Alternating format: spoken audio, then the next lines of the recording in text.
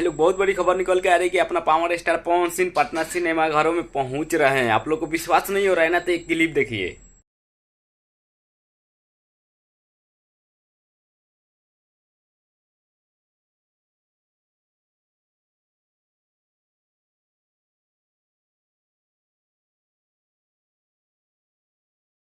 देख लिए, अब होगा तब भाई, अब बचेगा गार्दा, क्योंकि पावर स्टार पवन सिंह ने एंट्री मार दिया है सिनेमा घरों में। तो समझिए कि वो सिनेमा घरों हाउसफुल चलेगा। पावर स्टार पवन सिंह नहीं जा रहे थे, अब जा रहे हैं। तो समझिए कि पावर स्टार पवन सिंह क्या कर सकते हैं, क्योंकि पावर स्टार पवन सिंह का हर हर गंगे मूवी अब हर सिनेमा घरों में हाउसफुल चलेगा। क्योंकि वो भी ठान लिए कि हर सिनेमा घरों में अब जा जाके अपना भी मूवी के प्रमोशन करेंगे, क्योंकि पावर स्टार पवन सिंह कभी पीछे नहीं हट सकते।